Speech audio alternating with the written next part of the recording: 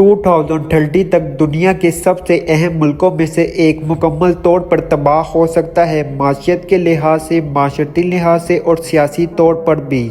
लेकिन हैरत की बात यह है कि इस बारे में कोई भी बात नहीं कर रहा। क्योंकि इस बर्बादी की निशानियां हमारी आंखों के सामने मौजूद हैं, मगर हम इन्हें नज़रअंदाज कर रहे हैं। और अगर ये मुल्क वाकई गिर गया तो इसके असरात पूरी दुनिया को हिलाकर रख सकते हैं। दोस्तों, हमें कभी कभी कुछ वादिया इशारे देखकर अंदाज़ा हो जाता है कि किसी मुश्किल का सामना करने वाले हैं। जैसे पहला इशारा, एक इतनी बड़ी आबादी, 20 करोड़ से भी ज़्यादा लोग, इसका मतलब ये है कि वसाइल पर दबाव बहुत बढ़ गया है। स्कूल, हॉस्पिटल, रोजगार सब कम पड़ रहे हैं। दूसरा इशारा, एटमी हथियारों का भारी जखीरा, ये ताकत जाहिर करता है मगर साथ ही इस मुल्क के अमनो उमान के खतरात को भी बढ़ा देता है। तीसरा इशारा, जियोग्राफी, मोहल्ले वकूत, चीन की सरहद, भारत का पड़ोसी पंजाब और खलीजी दुनिया के बीच में। तीनों इशारे मिलकर एक तस्वीर बनाते हैं, एक मुल्क जिसकी अहमियत बेहद है मगर अंदरूनी तौर पर वो लहराने की बजाय लड़खड़ा रहा है। हैरत अंगेज मगर अफसोसनाक हकीकत यह है कि इन ज़ाहिरी ताकतों के बावजूद इस मुल्क की माशियत बेहद कमज़ोर हो रही है। कीमतें तेज, रुपए की कदर गिरती जा रही है। अब आपने ठीक समझा, हम जिस मुल्क की बात कर रहे हैं वो है पाकिस्तान। आइए अब अगले हिस्से में जानते हैं कि इस ज़वाल की वजूहात क्या है और मुस्तकबिल में हम किन खतरात का सामना कर सकते हैं। गुज़श्ता 5 सालों में पाकिस्तान को सिर्फ जिंदा रहने के लिए ही अरबों डॉलर बैनुल-अक़वामी मालियाती फंड, चीन और खलीजी ममालिक से कर्जे लेने पड़े। महंगाई आसमान को छू रही है। रोजमर्रा चीजों के दाम दिन ब दिन बढ़ते जा रहे हैं। पेट्रोल और डीजल की कीमतें लगातार ऊपर जा रही हैं, जिससे ट्रांसपोर्ट और बिजली के बिल भी बढ़ते जा रहे हैं। पाकिस्तानी रुपए की कदर में भी शदीद गिरावट आई है। पिछले चंद सालों में रुपया तकरीबन नसाफ हो गया है। गैर मुल्की फॉरेन एक्सचेंज के जखीरे इतने कम कि बस खाने पीने की एशिया और ईंधन दरामद करने के लिए नमूने बढ़ के पैसे हैं। अब पाकिस्तान का कर्जा जीडीपी के मुकाबले में खतरनाक हद तक बढ़ चुका है। अब ये सवाल नहीं रहा कि डिफॉल्ट होगा भी या नहीं, सवाल ये है कि ये कब होगा। आज पाकिस्तान एक निहायत संजीदा और खतरनाक क़यादत के बहरान से गुजर रहा है। वो मुल्क जहां एक वक्त में लोगों की बड़ी तादाद ने इमरान खान को उम्मीद की किरण समझा, आज वही इमरान खान जेल की सलाखों के पीछे मौजूद है। इन पर कई मुकदमात कायम है और इनके हमायती इस फैसले को सियासी इंतकाम कहते हैं। इंतखाबात का हाल भी कुछ मुख्तलिफ नहीं, कभी ये मुलतवी कर दिए जाते हैं, कभी इन पर शक व शुबात का साया होता है और अक्सर ये इंतखाबात कौम को एक करने के बजाय मजीद तकसीम कर देती हैं। नतीजा ये निकलता है कि आज पाकिस्तान के अवाम खुद हैरान परेशान है। क्या हमारे मुल्क की बागोदौर वाकई अवाम के मुंतखब नुमाइंदों के हाथ में है या फिर हर बड़ा फैसला पस पर्दा कहीं और हो रहा है। जब किसी मुल्क में ये बात वाजिया ना हो कि असल इख्तियार किसके पास है, तो ऐसे मुल्क में तरक्की की कोई मजबूत बुनियाद नहीं रखी जा सकती। ना माशियत बेहतर हो सकती है, ना इंसाफ का निज़ाम चल सकता है और ना अवाम को मुस्तकबिल की कोई उम्मीद मिलती है।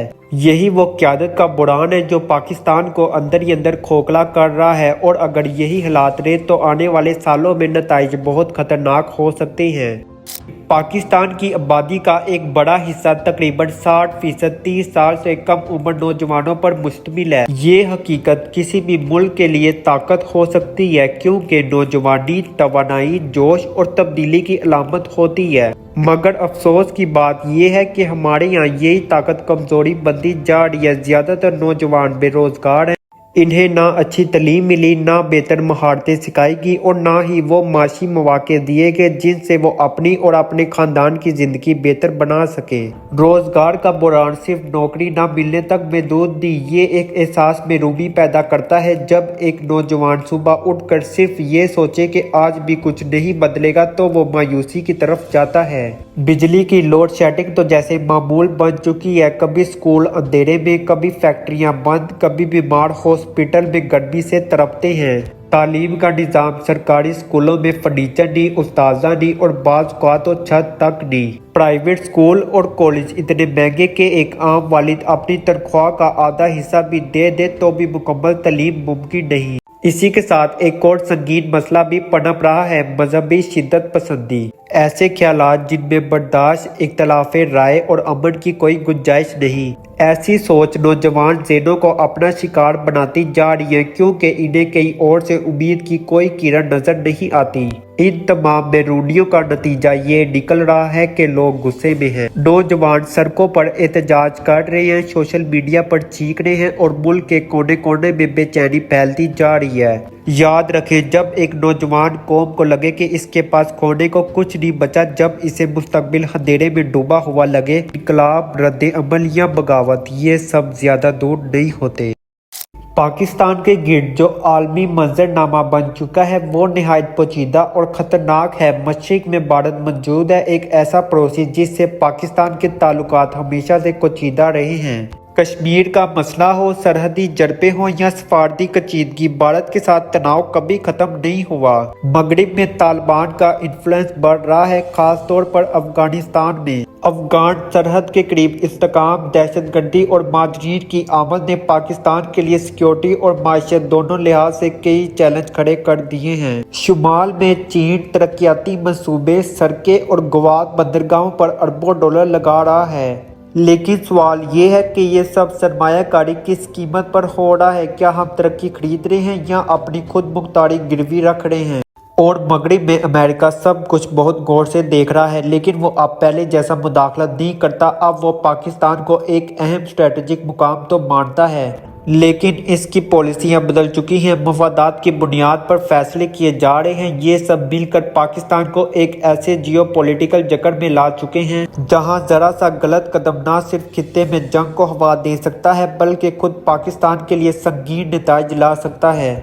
کوئی بھی ملک ایک دم میں نہیں ٹوٹتا، اس عمل کی شروعات خاموشی سے ہوتی ہے۔ پہلے قرضوں کا بوجھ بڑھتا ہے، پھر قیادت کمزور ہوتی ہے، پھر عوام کا غصہ ابھرنے لگتا ہے اور آخر میں ایک بڑی بحران سب کچھ گرا دیتا ہے۔ پاکستان ابھی اس حد کو مکمل طور پر پار نہیں کر چکا، لیکن وقت بہت کم رہ گیا ہے۔ اگر پاکستان گرا تو اس کا جھٹکا صرف پاکستان کو نہیں لگے گا بلکہ پوری دنیا کو محسوس ہوگا۔